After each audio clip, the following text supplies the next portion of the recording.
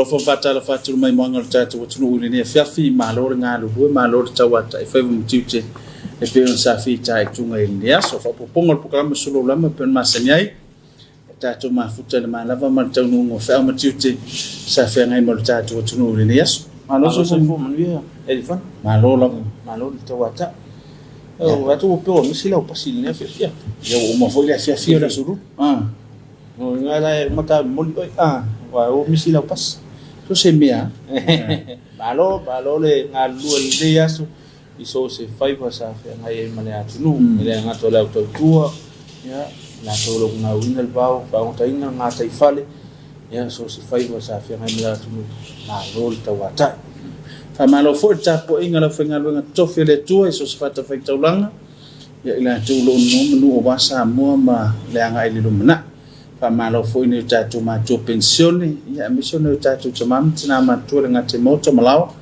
tapi foi mapu fangalele malo talo marta po inga ya manuela bar fatino ngo fa matiute fianga yai malo tatu wachro pamalo foi tangalu ngom malo mai la vai tata yo tatu malo le na fion mai tai palmia malang kabineta ya ole fon futalai ya mare official fono Sili male officer Faamisionare ayale tautua me ona foi malo manan masiofo suifon sutofia manan faltua ya fa foi la fenga ngalu malo mai la vai falu ngom tanga bunga ya si yo la ngalu tonu mafafu officer fal fenga lu o pesinisi company tu mauti malo lavale ngalu ele ne yaso after ile lofo mole ngalu le tu o leo tau man via fi au ngalu ngo le asulu yo fa malo ifana wa onga ya fa malo fo I nei fa ya onga fa pe fo I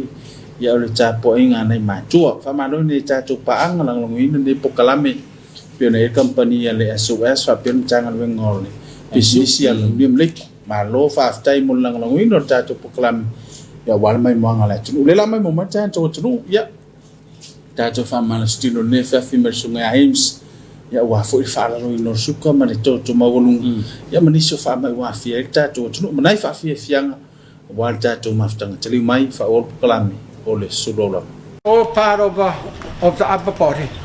These legs press fully same as here, legs fully.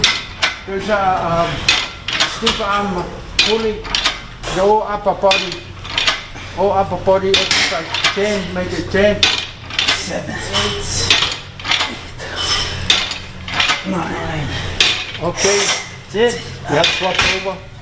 Okay, this is all upper body. You want a long part, and when you pull a long part. Okay, we're still on the upper body.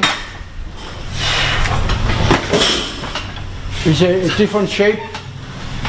That's for the behind the back. This for your lats. That's for your triceps. So you can see upper body. You've got to have a good upper body. The leg, the upper body. 10. Okay. Exercise is life. Famarustino Oleola.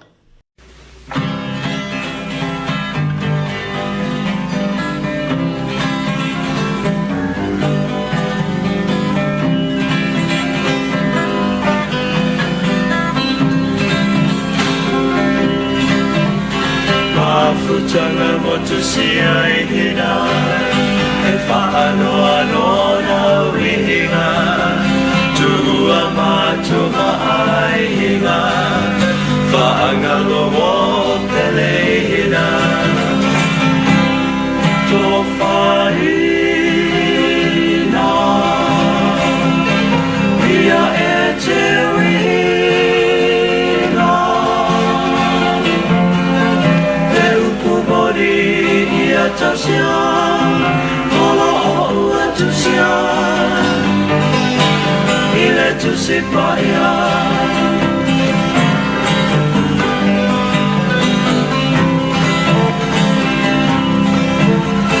teo mauri whautuana Ia tumu I roangana Pamea ia matapasa I roto mawhai tawasa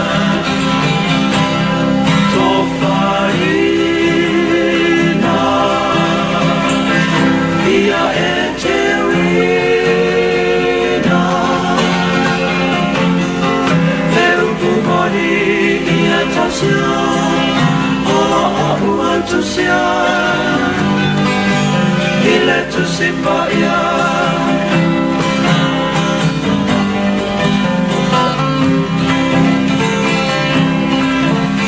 Malanga tuia ile ea Oi te alalofa a pefea Alofa ana wamomoria Maile maa tulua ua emisia Tofaina Ia eterina Meupumoni ia tasia Ola ua tusia Ile tusipaia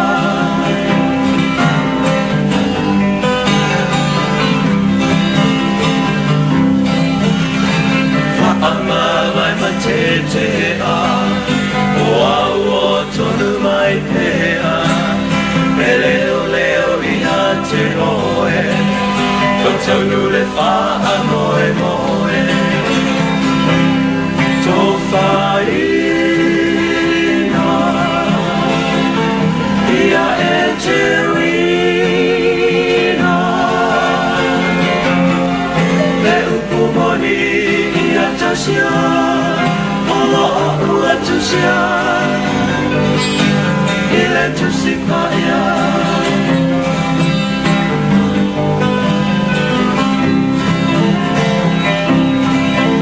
Ita toe fo I mai se aso, pe autu sai lo ta fina ngahalo, pe iloa ia I fia fia, ua taunu male manuia. Faina Ia eterina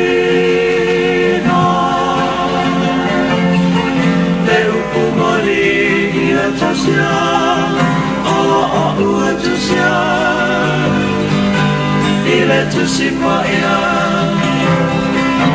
Ola ua tusia Ile tusipaia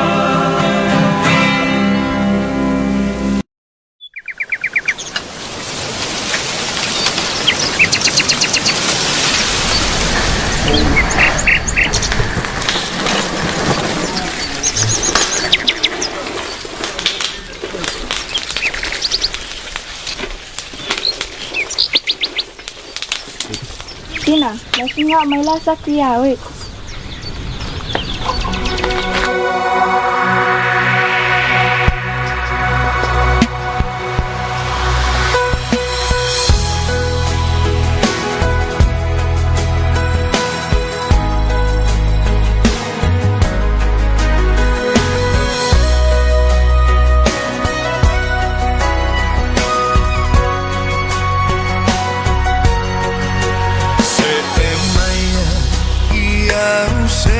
Sangat malu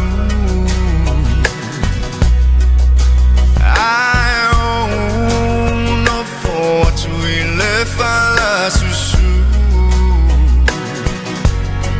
Veo se pepe afata ele toe famatu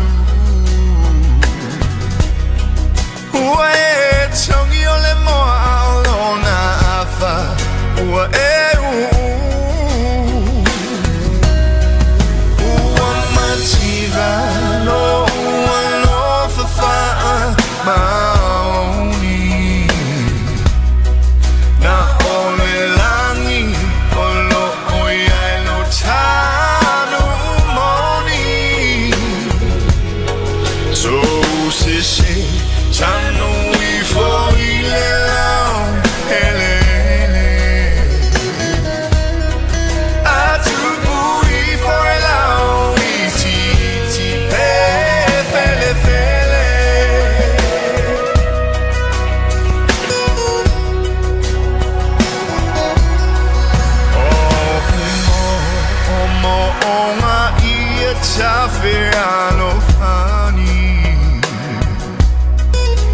tafanga ia ola fia nei la lonangi Beo sematangi Uangi fa'atuilangi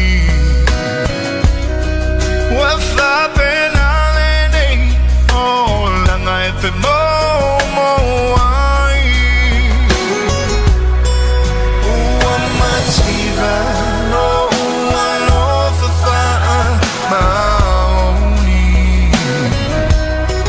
Na ole langi Olo oia no tanu moni So se tanu i foi le lau ele Atu pui foi lau i ti pe fele fele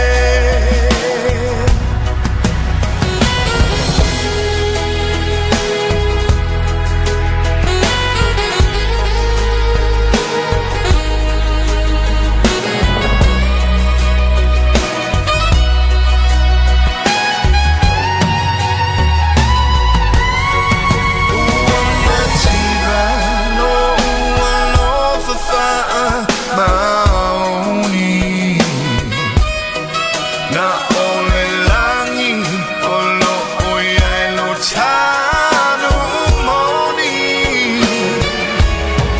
So se tanu i foi le lau ele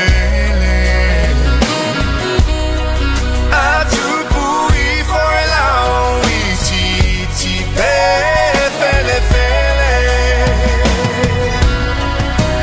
Uamativa no uano fafa'a maoni Na ole langi olo oia no tanu moni So se tanu i foi le lau ele Atu pui foi lau i ti pe fele fele Atu pui foi lau i ti pe fele fele Atu pui foi lau i ti pe fele fele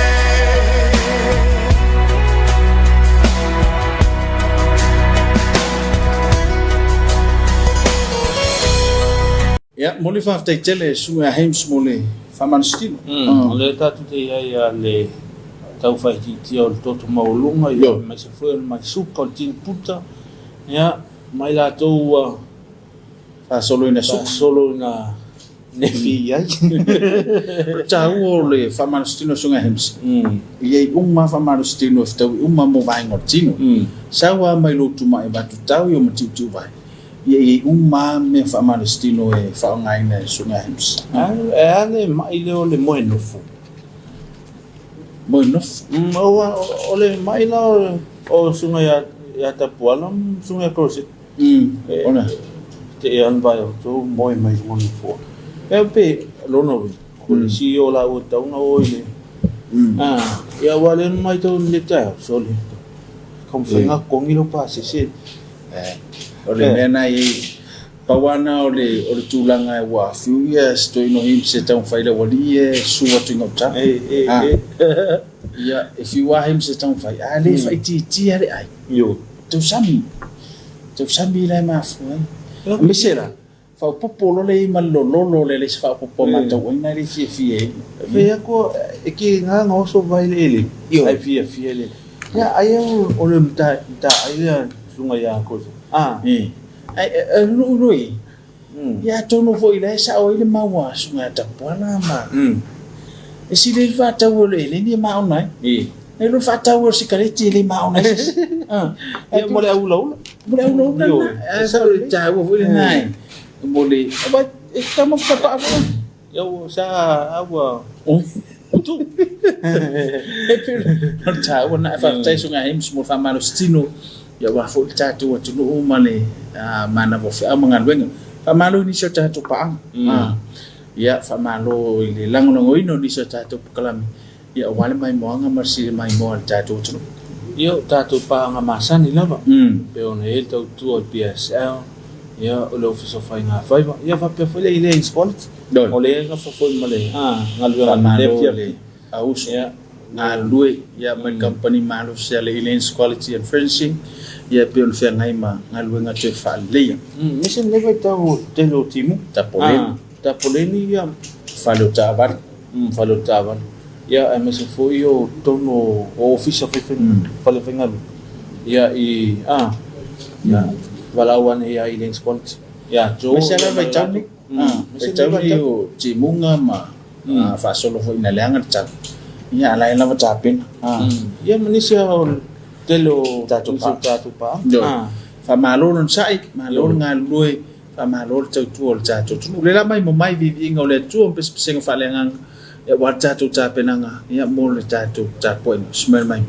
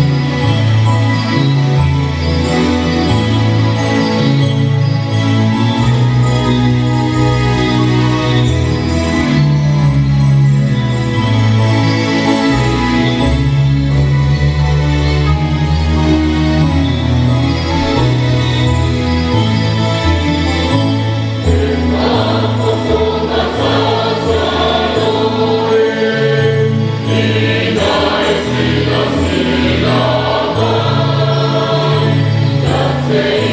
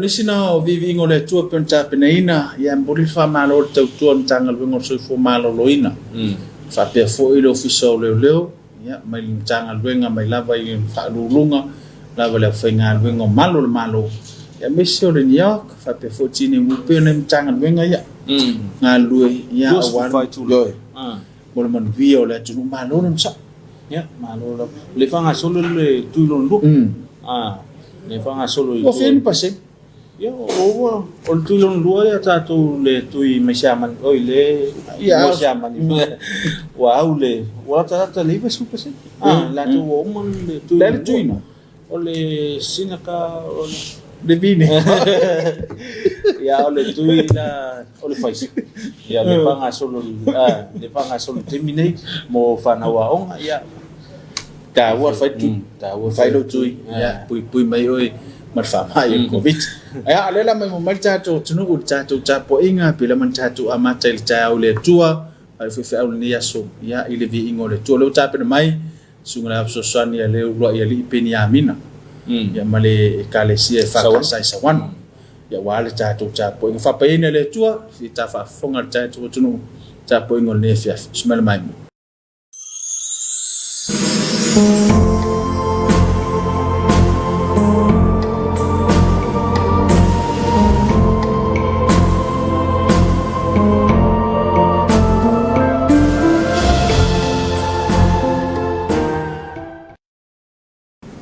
Ole a tātou tāpua i atu i le atua. A muia le tangata i le savali le filifilinga e a mi o le anga. E le tu fo i o ia i le ala o e anga sala. E le nofo fo i le nofoa o e tau e mu. Ai nau o ia i le tūla fono o le li. E mafau fo i o ia i lana tūla fono. I le ao a toa ma le pou. Tātou tālo mo le anganga pa ia. Le atua sili e se, e pa ia ma mamalu lava lau o fio. O e lava o lo mātou malu a papa i aso uma o lo mātou ola. Ua mātou wala au i lau o fio le nei Afiafi. Se i mānawa mai e lau o fio le ola fou ma le malosi fou i o mātou tangata. E ala i lou lava anganga pa ia. Ina ia taitou lua ina ai i mātou i lou lava mana. O le nāla mātou te talo, ma le loto whaanau nau lou lava suafa Yesu Keriso. Amene. O le whaitaunga o le tusi pa ia. I saia o lona matau pue whase fulu ma le 5, alona fai upo e lua se fulu, se ia o le lua se fulu ma le lua. I sai alona mata upo e fa se fulu ma le 5, a le fai upo e lua se fulu e whangata i le fai upo e lua se fulu ma le lua. Ia wha poto ina, wa ia o mai ia te oe. Ia wha lata whatasi mai lawa.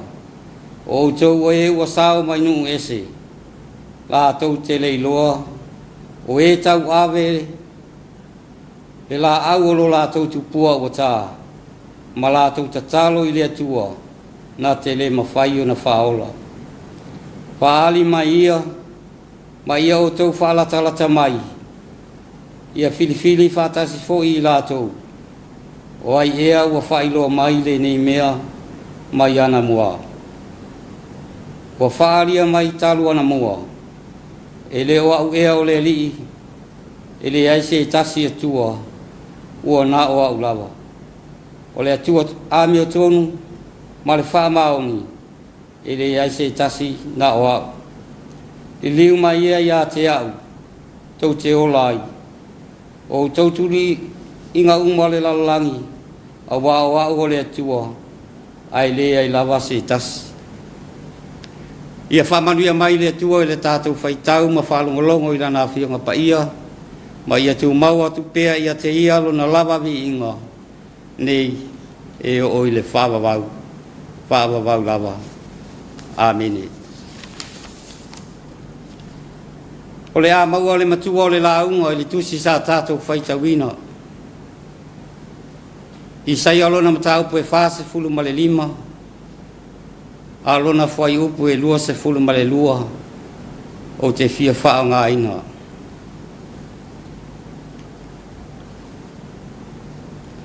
Liliu mai ia te au, tau te olai. O tau tuli inga unga le lalolangi. Au wā o au. O le atua, aere ai lava se tas. O le manatu au tu o le nei. Aso e whai matai ala mo i tātou. Ua na o le atua lo tātou whaolatanga. E le maua fōi se toa māli e le whau mālo. O le whawhita ule o isa la elu. Ma o le manua fōi lea sa avea ma mai papala o le nu. Ina ua whaale lalolangi ma whaale tangata lo tātou sa ili atu mōlo atua. Ma lana whaolatanga. Whai mai ua sili ia i lātou. Le whaasanga atu i a lātou tu pua ua tā. Ma Tapuaiga i atua e le aini ola. A ua wha tua nai i le atua. A osi whea ngainga mau lātou tua a. I aso ua mawai. Le whea ngainga sa to e wha mawina i ona tūlanga mausali. I le maunga o sinai. A o lātou i ai le vau. Ina ua whapena ona o ese mamau mai mai ai kupito. Ua ngalo ia i sala elu. Mea matau tia ma leo fofongia na whaia e le atua. A wālo lātou sa o lotonga ma lo lātou whaasau inga. Le atua whai mai sa whai mataitai malanga. Le atua na whai ma whaato i laloina o lātou whiri. Le ai fōlinga mai. Ua ai ulu tua na i tā isi. Ua maua taimi to amali. Ua le manatua ai le alofa tele o le atua. Pai mai ua matau i le wha amali e ina o manaonga. Ua le se i fesili foa. Po wha pewhea le fina ngalo o le atua. O le wha pongai moni lea o lo la tau wha o la tanga mautu. O le wha tumutumu lima o lo la tau nofo tuau. Tua vai i le atua. Ua i loa ngofi ai lo la tau wha moe moe. O lo ta oto i o la tau lawa lima. Ai le o le atua. Ai ao mai pua ngā mati ngā o le olanga. Ona tūlai mai lea o le mautonu. E pei o se waa ua motu ma le taula le wha moe moe. Pei tai. O le atua wha maoni. O lona alofa e tūlai mai pea i taimi whainga tā mai tu aso ma tui ma le ona. O lo tātou soifuanga. E uina leo ngā tasi le wha moe moe o Israelu ma le finangalo o le atua. A o le atua lava ia e alofa pea. Ai se manufo ia whea Israelu i pua ngā mati ngā. Se i o lātou mawhau a tiri iai. Se i whai masasa. Se i whai se hao a inga. Ma se i wha manatu lo lātou pito la au tau awe. O le sila to toa tele i le finangalo o le atua. Mo so lātou lawe ina ma so lātou whaolatanga. O le wala au alofa le perfeta o Isaia. O loo mata te tele ai mo moonga. Ina ia wa ai ma le loto fou. I tu ainga o pua ngā o loo whapena o na Afiafi. Ia toi a fua se tae o fou. Ma ia toi sa saa le whawhau. Ma toi ti mata le upenga. Liliu mai ia ia te au. Tau te olai. O le wala au lea mo Samoa ma le whi au o le tala lili. E ui na fau wale le lalolangi ma ola ma e a. Le tangata i le wafe ngai ma le atua. A o le si uleo lea o le tala le le. O le wala au fo i lea mo le nei vai tau. O loo wha pēnā o na tātou iei whaatasi ma le lalolangi i pua ngā ma whaingatā. Ua na o le atua lo tātou whaolatanga. E le ai se tasi atua na o ia lava. Le whainga mā lo ma le atunu. O e kālesia ma whaala potpotonga. O whai pisinisi ma i lātou umo puno no wai. O wā se manu ia o Samoa. O a inga manu. O tangata anu i Samoa mātunu e mamau. E ui ina matangi tau mua ina lo tātou wholaunga. O na wafianga le lalolangi nei vai tau. A ia tātou tūtū mau pēa. I lea li i ma le whaatuatua. Ina ua tātou mau tinoa. Lo tātou loto iai, whaatasi maia, i o tātou tī ngā. O te tonu lava o tātou pupua ngā, e au fua ai la sanga lo tātou toi whaaya ina. E tu sa male wala au wa au mai. Li liu mai ia ia te au, tau te olai. O le pese ua sau nia.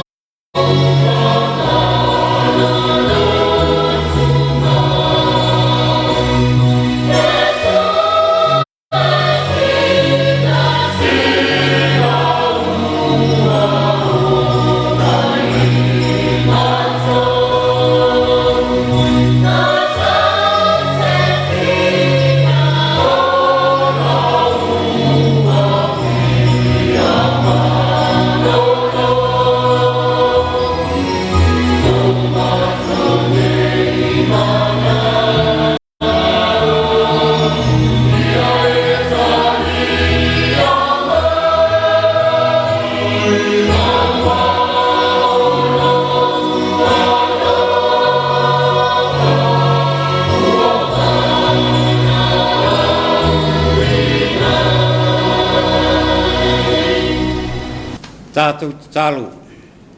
O le talo whaafitai, whātou i senga, manisi o tātou manao. Tātou wifo, matatalo i lea tua. E pa ia lava oe lea tua o au. Lea tua oe o atunu mamalo uma o le lalolangi. Mātou te whaipe senga i lau o fio, ma tau lau mamalu sili esi. Awa ua ngase le la i le nei asu. Awa whapena ona mātou i ai le nei afiafi. Se i o mātou tu e whafoi atu le vi inga ma le whamanu i lau o fio. Awa o lava mamalu sili esi. Ua whapale ina ai, ma si o mia ina ai mātou. I le matang o fio o lau o fio. Awa ua tala lasi lava le nei aso tamā. I lo walofa ma lo wanga le lei. Wa le ai lava se tala wale whapapole ina ai o mātu tangata. Ao se pua ngai ono a whea ai lo watunu. Wana o le leo le fia ma le loto whaafitai. Wa mawhai ai o na mātou moli mawina. I le nei aso. Whaafitai tamā. I lau pule whaaso i fua e ala i le malosi ma le ola whaafowina. Ai mai se o au mea alofa ese ma le tamawa i ngā whaaso soa i o mātou tangata. Whaafitai i lau wawhionga pa ia. Sa whaitawina o le tusi o le ola e awai, ma whaatonu tonu whola wai i mātou. A walo mātou ola. Ai mai se lau whinangalo. O le Suluaulama lea ma le malama i o mātou wala umalawa. Lea li ie. Heu i lava ina mātou se mau e se pea mai lau o fio. Ai peitai wa vea lava le maliu o lau o fio ma tongi ola ia i mātou. E ala i lou maliu ma lou toi tū. Ia tū mau atu ia i lau o fio. Le vi inga ma le whamanu nei. E o i le whabawau. Pangala valea. O se Tapuaiga e whaifua i luma o lau o fio o le nei Afiafi. Whamangalo mai lo atunu o Samoa. Whamangalo huta i tai whaale atunu. Whamangalo huta i tai whaale e kalesia. O pūlenga mamalu ali i mawhai pule. Ai mai se o nuu ma a inga. O lo mātou wola le ana i lau o fio ma le awa i a te oe. Ua whaasilisili na lava o mātou loto i bea mātou te whaia. Alofa mai a lau o fio, ma whesoa ni mai. Whapalepale mai lau o fio i taimi.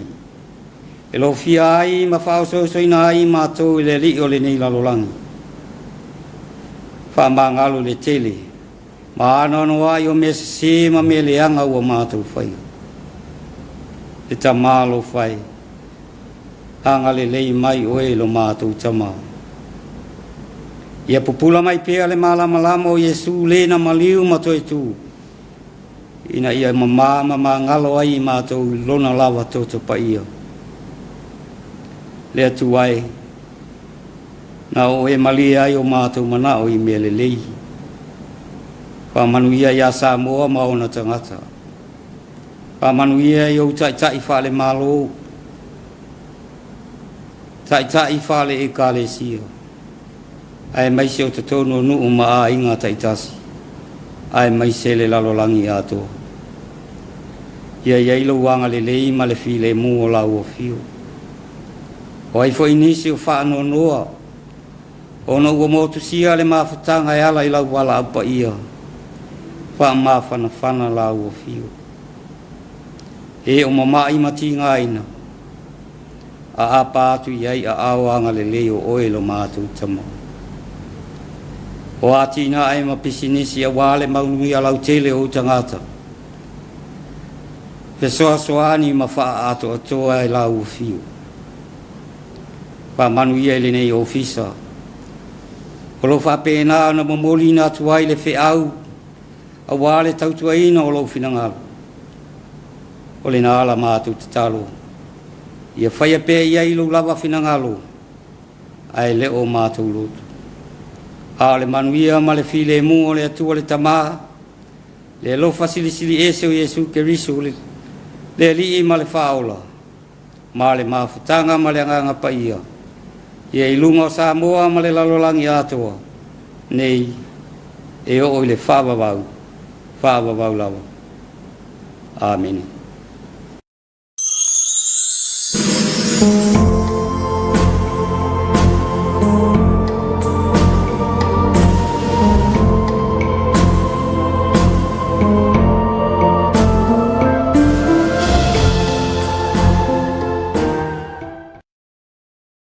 Wa whafonga le langi le tātou tauranga osi ma le tauranga whaaftai ia pe ona si tia sumara afsosani a le ulua ia li peni a mina mai seo le taitainga ma le kalesia e whakasai Sauano i Fagaloa ia whamalo lava le unsai whamalo mo le whiau whaaftai mo tālo sanga ia ai mai se lava ia o le whiau tāu o le tala leu whola manino ni Afiafi e se le tāu o tātou Tapuaiga e tai au ma le Afiafi ya no e tau un tatu whaftai le tu le tai au wow mo le sofo ya tau un tatu whaftai le tu le Afiafi mai mai a mga luang ya no wa sa vive si al ma fu fa un tai au so ai le di si mo ko nyalo le tem salo o fa le sungan ya ngala sa mata tai au no yang ora sa awai mata po tai au ya la ngana a fa ele se lu tu tai au le Afiafi sa fa ilu mal TV pese mai ai nga ya mfa mana ya fa manatu ana fa na le tu mo le fa tanga ide mo lo fa malo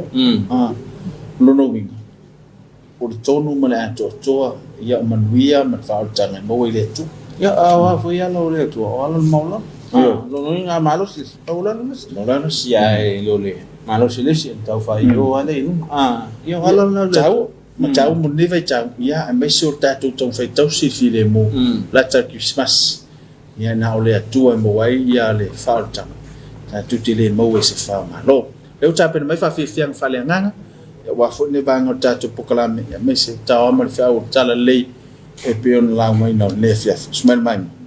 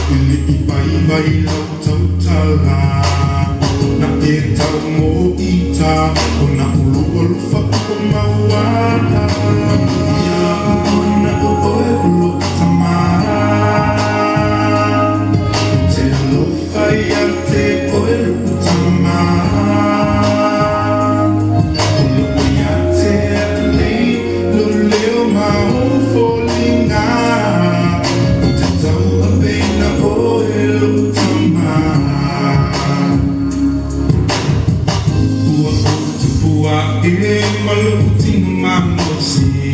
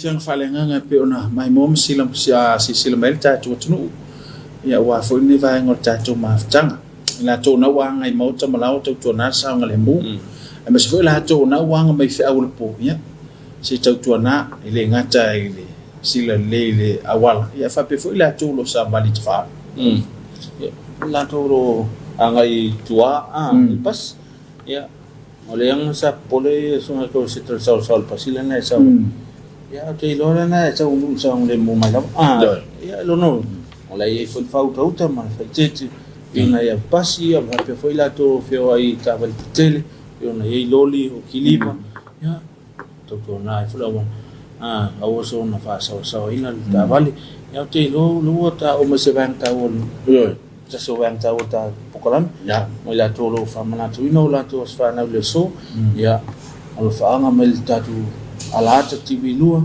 man we tele to asfa now ya lela mai mamacha to tunu ya ni so fasi silam fa ta no macha to pokalam Suluaulama ya auna tu ya wasil fear ta to tunu fasi silanga ul falenga le kalesia fa potonga Congregational Samoa i vaipua O le ale le paia whaavaatiu a au loloa paia sautua whawhawha o Samoa mauna tua oi. Mai leo neone le ufitia o le mta saua o le tui manua.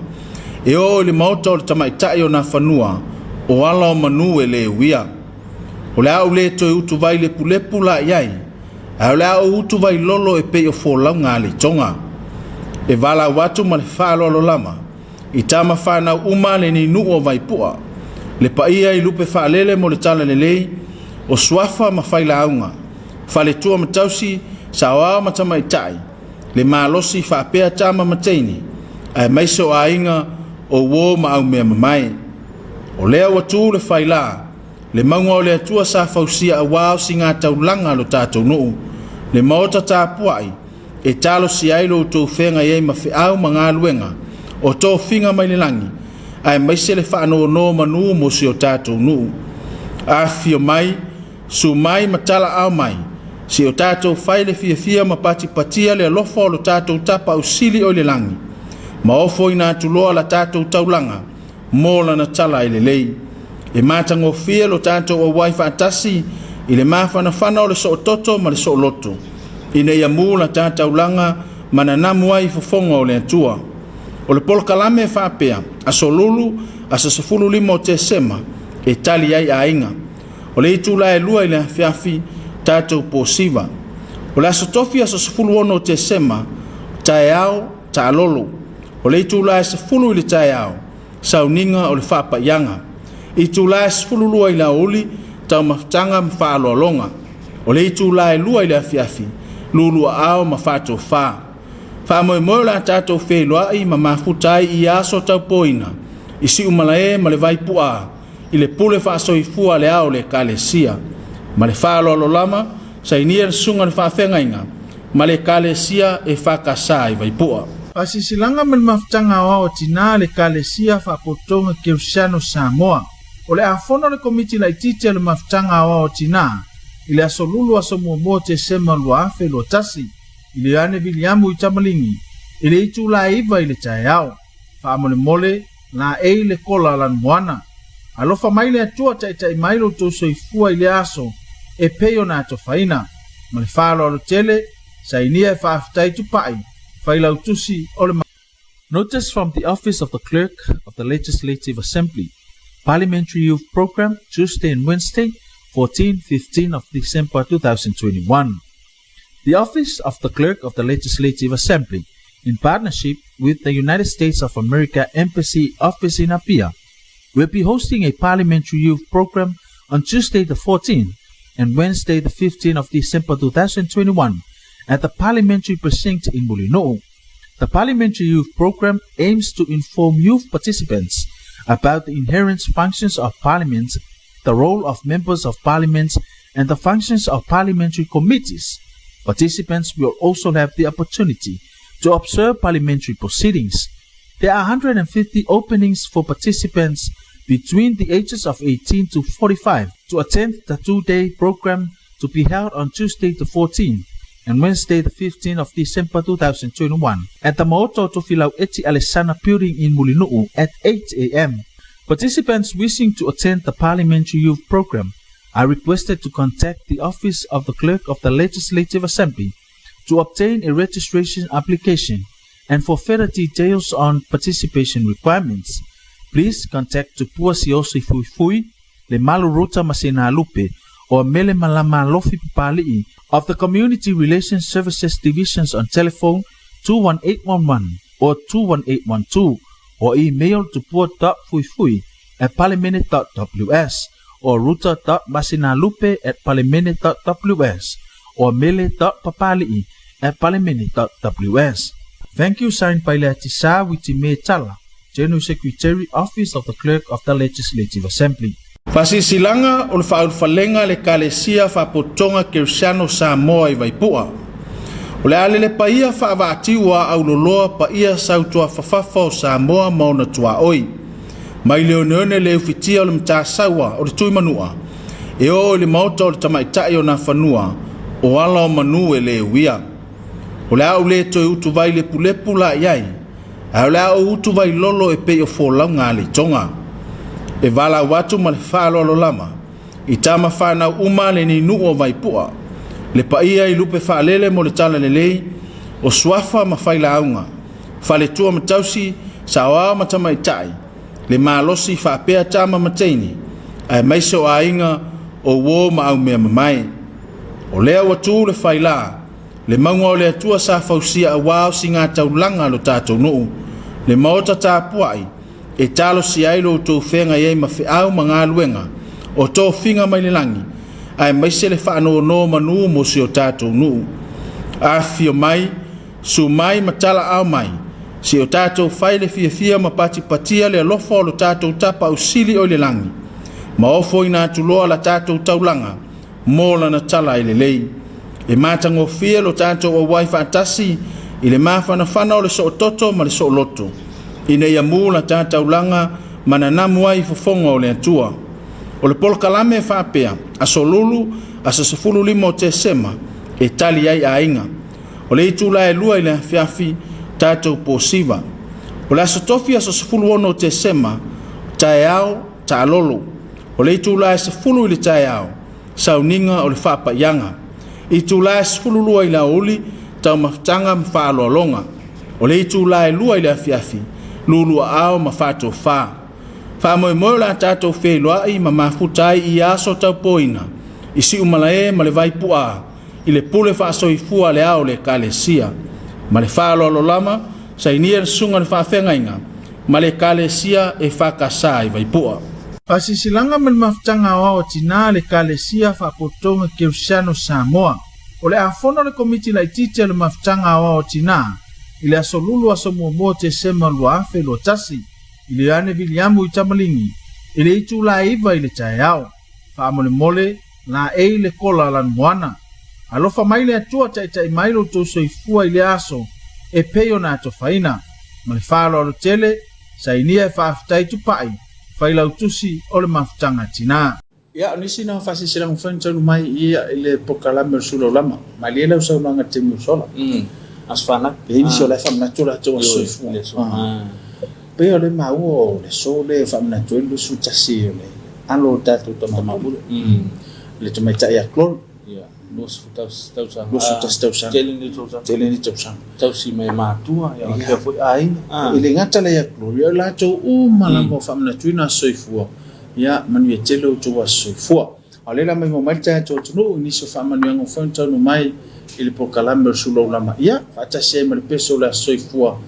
Le la langina official mafutanga o tina ia mo moli fa tase to e ma tu lo fanga o la tu mo fa manatu o la tu asoif fa manu yango le atonga le lua se fulutasi tausanga o glory in tal pule o vai vase ma fasto uta ia fasi silipea ma vi ia le anga le tausi o le atua malana fa soa ili fa ato afana mai se ia o mai le aso le nei aso lua se fulfa novema lua fe lua tasi wa ato ia le lua se fultasi o tausanga.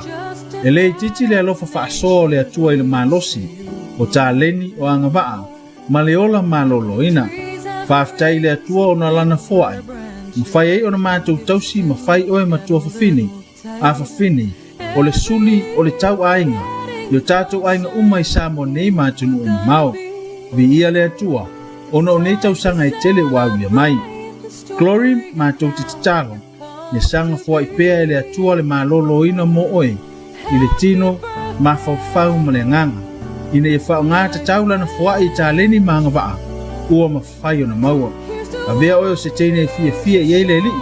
O I whao ngā ina oe molona fina ngalo. I le anga I atu I le lumunai. Whai maile poto. A wā o le atua e whaatele nai o waso. E whao popo ina I fo I tausanga I lo langa. Whai le tu sili le nani ngalo. Wha manuia le atua I ante oe. A vea ai mateni talavou. Manu ia tele lo waso whanau Glory. Happy birthday. O lo whaanga mai o ainga uma I Samoa nei mātunu I mamau. Whaasile ai ifen, penu manuu. Whaapea o mātua pileina. Whamanu yango le atoanga le lua se fulutasi tausanga. O Glory in tal pule. O vai vase ma fasto uta. Ia whasi silipea ma vi ia le anga le tausi o le atua. Malana whaasoa ili whaato a whanau mai. Se ia o mai le aso le nei. Aso lua se fulufaa novema lua afe lua tasi. wa to ia le lua se futasi o tau sanga ele titi le alofa faaso le atua ile malosi o taleni o anga vaa maleola maloloina faaftai le atua ona lana foai mafai ai ona matou tausi mafai oe matua fafini a fafini o le suli o le tau ainga yo tatou ainga uma i Samoa nei matunu o mau vi ia le atua ona o nei tausanga i tele wauia mai Glory matou tititalo le sanga foai pea le atua le maloloina mo oe i le tino mafau ma le nganga ina ia whaonga tatau lana foai i taleni maanga waa ua mawhai ona maua a vea oe o se teine fia i eile li o ia whaonga ina oe molona fina ngalo i le anga i atu i le lumunai whai mai le poto a wā o le atua e whaateleina ai o waso e whaupopo ina i fo i tausanga i loo langa whai le tu sili le nani ngalo whamamia le atua i ante oe a vea ai mateni talavou manu ia tele lo waso whanau Glory happy birthday o lo whaanga mai o ainga uma i Samoa nei matunu i mamau whaasile ai ifen penu manuu whaapea o matua pileina. Birthday to you, happy birthday to you, happy birthday to you all, happy birthday to you, manuia to wasofana, manuia to wasofana, manuia to wasofana, Famanuia le atua. Hip hip hey. Hip hip. Ya, mole nga fafte tele ile ofisa le maftanga o tina mole pese matango fi. Ya wa ia ila tofa na tuina soifua. La tofu fenga fa no nanga ya mato talo ile nga fa mafan le tua. Ya bese lavo tu tino tato ngalwengani. Ya pe ni tatu tamapul Doi. Va per quello so ya fat va pe ya tuo il tina tamapul ya va per foile tina pensione manolo to asonga fat la farmacienga ma fama fanfalanga malo alat ya I moilato mo doctor fano no yo non malanga manut ole ele so tatu loto fai awa le pule fato tasele to ia na ta mai ya o ia foi na to ya tato famina perso of pelo o so pa io un tato tu yoi ya ole ngang fa ma fana na le fiafi ya ele ngata foi la to fa ngai mal wala pa ya la to fa ngai fan tale o la so fa fi tau ya mo pelo to tele mai le tua na to lo tato se mai tau lungo tato ma fanga klam Suluaulama ya mulenga fafte chele lama ile lango lango mai ne tato pa il tau tu ala msio fa pe folia SOS o pa ngalei el tato wala to yo fa yo na untu sa tu le po kalam tato mafta mai moto malao ya fafta ile o nang mal tau tu ya san fa mon ya pele tu so a fa ngai mantanga rum ya fa pe folia company ya pe on so no so fa fiau tato tu mafta tayau on le fiaf mangia tele fi au mga no toi mai fila to fe ngai mta fa o ne Afiafi ya si fai le mu au le nau tele ta fa ya na fa tan mai ta marti la yo ya to na sang le bul ne Afiafi after Samoa lo mai manga le ngate Samoa ni so Stafford Kilope mau mai tu ma le wonanga le fakasa TV fa usala sama tu ngana fa mangalo sama tu le wa ya meso sama tu pati sala Tato to felo ila so tam no tele na le Afiafi mon fa so so